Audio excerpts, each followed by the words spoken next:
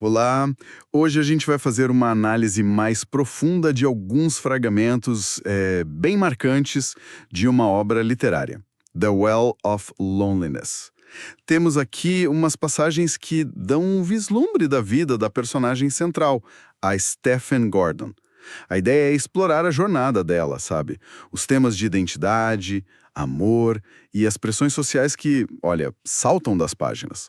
E a história já começa de um jeito que prende a gente, né? Os pais da Stephen, Sir Philip e Anna, eles queriam muito, muito mesmo um filho homem. Era tão forte isso que, mesmo nascendo uma menina, eles insistem no nome masculino, Stephen. É uma escolha, assim, cheia de peso desde o início. Exatamente. Essa decisão, e aí você soma a projeção do pai, o Sir Philip, já imaginando Stephen em escola de menino, viajando, e aquele desconforto quase visível da mãe, Anna. Isso já monta o cenário para a trajetória bem particular da Stephen.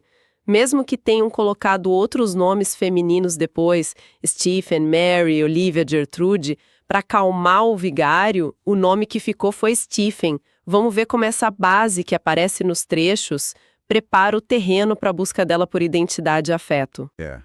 Os fragmentos mostram bem como Sir Philip cultiva essa imagem, né? Ele projeta nela um futuro que seria de um menino, ensina a cavalgar, esgrima, e enquanto isso, a mãe, Anna, demonstra o que o texto chama de antagonismo. Ela percebe a semelhança física da filha com o pai, o cabelo ruivo, os olhos, até um detalhe no queixo, e parece que isso incomoda, sabe? Os comportamentos que fogem do esperado para uma menina. A descrição física dela também é curiosa. Quadris estreitos, ombros largos, forte, quase magra como um galgo. E essa tensão inicial, olha, é crucial. A insistência no nome, a preferência clara do pai que contrasta com a rejeição sutil e às vezes nem tão sutil assim da mãe. Tudo isso vai plantando aquela sementinha do não pertencimento que a gente vê a Stephen expressar mais tarde. A descrição física e a inclinação por atividades ditas masculinas, ela se recusando a usar a cela lateral, a paixão pela esgrima, onde a instrutora até fala que ela esgrime como um homem, não são só detalhes, né? São a construção narrativa de uma identidade que bate de frente com as convenções sociais ali do texto. A Anna chega a dizer para o marido que algo na filha parece errado, que a faz sentir estranha. Nossa, essa sensação de estranhamento acompanha ela. Tem uma passagem bem forte depois de uma frustração que ela pensa algo tipo: estou perdida, não sou nada, sim, sou Stephen, mas isso é não ser nada. É quase uma crise de identidade ali no começo, uma busca para se entender, que parece doída desde cedo. Sim, essa busca por se definir é um fio que percorre tudo.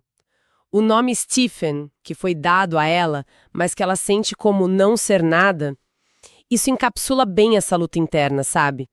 Tem uma identidade que foi imposta, mas que não bate com o que ela sente por dentro, nem com o que esperam dela por causa do gênero. E falando em vivências intensas, a infância da Stephen, pelo que a gente lê, é dominada por uma ligação assim fortíssima com uma criada, a Collins.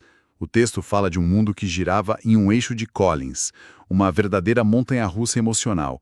É uma devoção que chega a ser quase masoquista, né? Como naquela tentativa de se machucar para ter um joelho de doméstica e assim compartilhar o sofrimento dela. O que essa intensidade toda, tão cedo, diz sobre a Stephen? Olha, diz muito. Revela uma capacidade imensa para sentir afeto, mas também uma tendência à devoção total, quase sacrificial desde muito nova. A forma como ela se joga nessa primeira paixão infantil é avassaladora. E a reação do pai quando acontece o incidente é bem significativa. Ele manda a Collins embora, mas lida com a Stephen com calma, pede bravura, fala que a dor vai passar. E olha que importante, instrui ela a não envolver a mãe. Isso já reforça a dinâmica da família, o pai como um protetor, mas só até certo ponto, e a mãe como uma figura distante, até hostil, e o isolamento emocional da Stephen em relação a Anna. A menção de que a lembrança da Collins perde força com o tempo também é um toque bem realista sobre essas paixões de infância, né? Pois é, e esse isolamento não fica só na família. A gente vê a dificuldade dela para se conectar com outras crianças. Tem aquele episódio com o Zentrin, que ela fica indignada porque o menino Roger não quer brigar com ela por ser menina, ela prefere ficar com o pai. Essa dificuldade continua depois com outras garotas, conversa sobre roupa, ator, ela se sente totalmente deslocada, tímida até a formalidade. Aquele episódio da festa com champanhe, os soluços, é quase um retrato cômico, mas também trágico dessa inadequação social dela. Exato, essas experiências vão consolidando esse sentimento de ser uma outsider, uma de fora. O texto chega a usar a palavra outlaw, né, fora da lei, para descrever como os vizinhos a veem depois de um outro incidente. Ela causa desconforto naqueles que seguem as convenções direitinho. E é interessante notar o desejo claro dela de pertencer. O texto diz ela ansiava por ser como elas, mas isso entra em conflito direto com a natureza e as experiências dela. Essa dificuldade crônica em se encaixar é o que impulsiona ela, mais tarde, a procurar ambientes onde ela possa, talvez, existir com mais autenticidade, mesmo que esses lugares também tenham lá seus desafios. Chegando na vida adulta, então, os relacionamentos ficam ainda mais complexos e, nossa, muitas vezes dolorosos. Primeiro, Martin Holland. Começa como uma amizade muito profunda, como dois irmãos, algo que a Stephen valoriza demais. Mas aí tudo desmorona quando ele se declara apaixonado. E a reação dela é de choque, de recusa. Ela não consegue corresponder romanticamente. E essa ruptura com Martin é um momento chave, sabe? Mostra a dificuldade da Stephen em navegar essas fronteiras entre amizade e romance, principalmente quando as expectativas de gênero entram na equação. Aquela idealização da camaradagem masculina se quebra e a incapacidade dela de sentir o que o Martin sente a deixa confusa e, claro, o magoa muito. Isso também vai preparando o terreno para a solidão que vem depois. Logo em seguida, aparece a Angela Crosby. A conexão é, imediata, intensa. Steven se apaixona loucamente. Eu te amo e nada mais importa no mundo.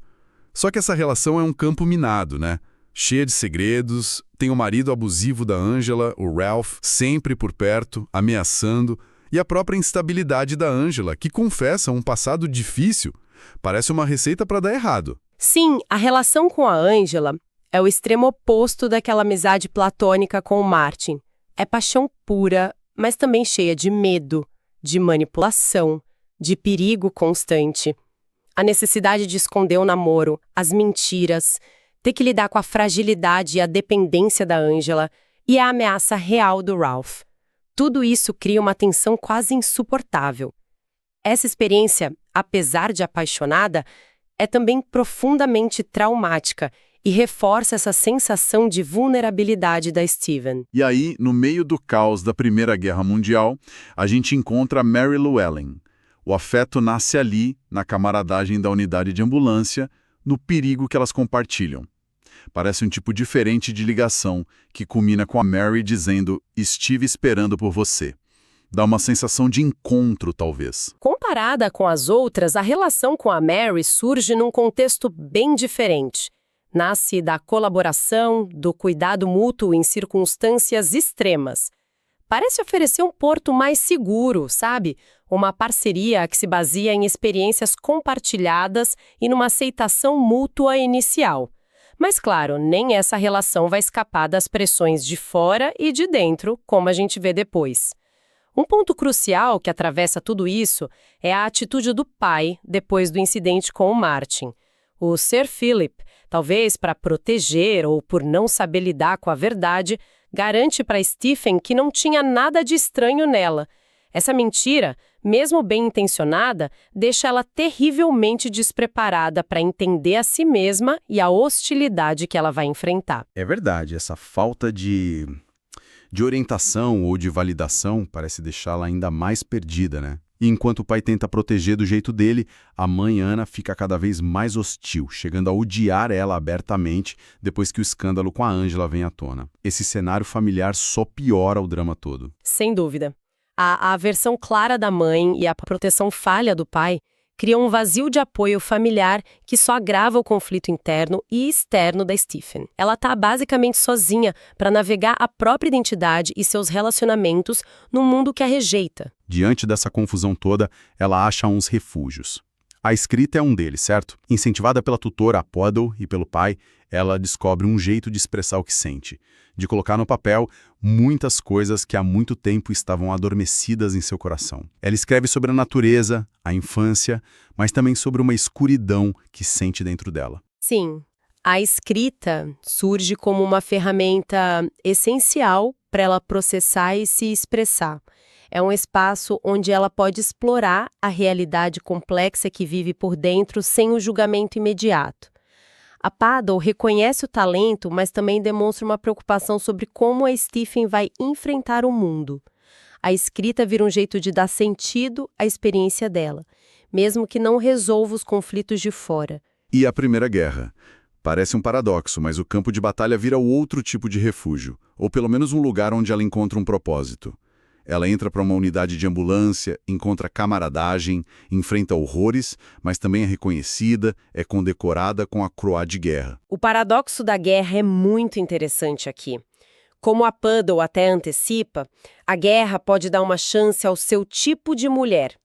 Num contexto onde habilidades como coragem, força, capacidade de liderança são valorizadas, independentemente das normas de gênero mais convencionais, a Stephanie encontra um espaço de validação, mesmo que temporário. A camaradagem com outras mulheres na unidade de ambulância oferece um senso de pertencimento que era negado a ela na vida civil. A guerra, apesar dos horrores, oferece uma estrutura e um propósito onde a natureza dela é, por um momento, menos um problema e mais um recurso. Depois da guerra e de ser expulsa de casa pela mãe, vem o exílio em Paris. Ela tenta reconstruir a vida. Frequenta salões como o da Valerie Seymour, bares como o do Elec.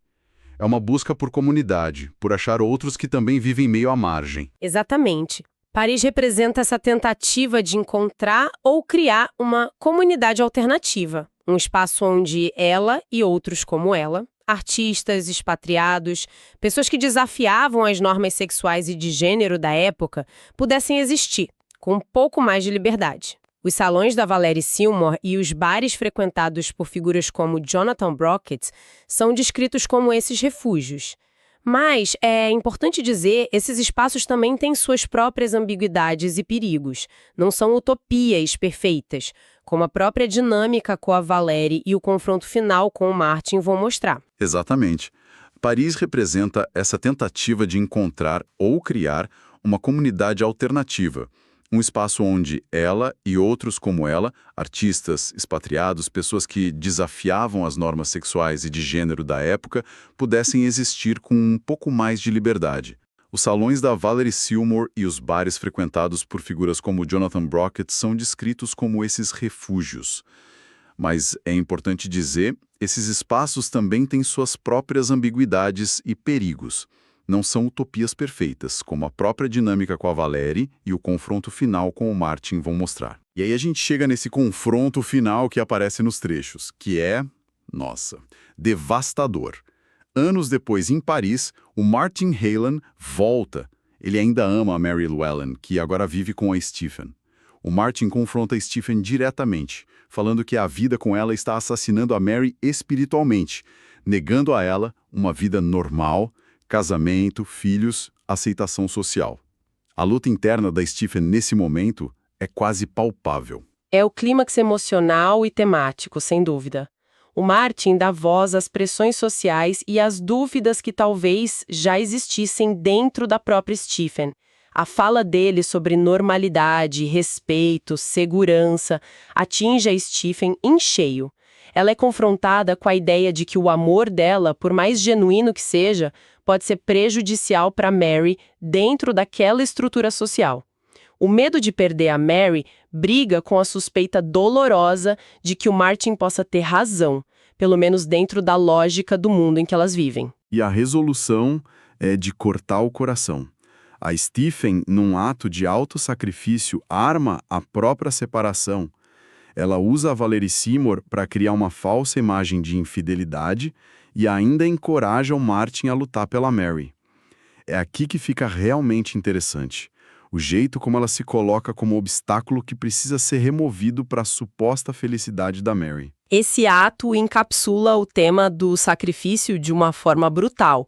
A Stephen internaliza a ideia de que a forma dela de amar e viver é incompatível com a felicidade e a segurança da Mary no mundo como ele é apresentado ali. Ao libertar a Mary para uma vida convencional com o Martin, ela essencialmente sacrifica o próprio amor e felicidade, acreditando que é o melhor para outra pessoa. E o paradoxo trágico aqui é que, ao tentar garantir a normalidade da Mary, a Stephen acaba reforçando a mesma norma social que a oprime, agindo sobre a premissa de que o jeito dela de amar é inerentemente prejudicial ou insuficiente. A cena final que é descrita é de uma solidão, assim, avassaladora. A Mary vai embora com o Martin e a Stephen se sente invadida por uma legião de outras como ela, invisíveis, sofredoras, clamando por voz através dela. A solidão que acompanhou ela desde a infância parece se tornar absoluta ali. Sim, essa imagem da legião é muito poderosa.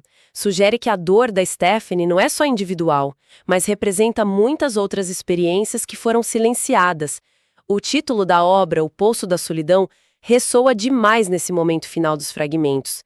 A solidão não é só falta de companhia, mas aquela sensação profunda de não ter lugar no mundo, de ser fundamentalmente incompreendida e isolada pela sua própria natureza. Então, o que a gente tira dessa análise desses fragmentos, né? Acompanhamos a jornada da Stephen Gordon, que foi marcada por uma busca sem descanso por identidade, por amor, por aceitação, num mundo que, segundo o texto, havia como uma anomalia. A gente viu a construção da identidade singular dela, a intensidade dos afetos, o peso do isolamento, os raros momentos de pertencimento e, no fim, um sacrifício que faz a gente questionar a própria natureza do amor e da felicidade. Exato. O que esses trechos revelam, com uma força notável, é o custo humano de viver contra as normas de gênero e sexualidade impostas pela sociedade descrita na narrativa. Expõe a complexidade do amor nas suas várias formas e a dor profunda da identidade não conformista e da solidão existencial. A narrativa detalha o preço pago por ser diferente ou invertida, como o texto às vezes se refere nesse contexto específico. A força da Stephen está na busca dela por autenticidade, na resiliência dela diante da adversidade, mas a tragédia está nas barreiras externas e internas que limitam a vida e as escolhas dela. E fica a reflexão, baseada diretamente no que a gente leu aqui. Até que ponto sacrificar a própria felicidade em nome da suposta normalidade ou bem-estar do outro é um ato de amor válido? Ou é só uma internalização da opressão? E o que significa realmente pertencer quando as estruturas sociais que aparecem nessas passagens parecem tão focadas em definir quem pode ou não fazer parte delas? Fica aí pra gente pensar.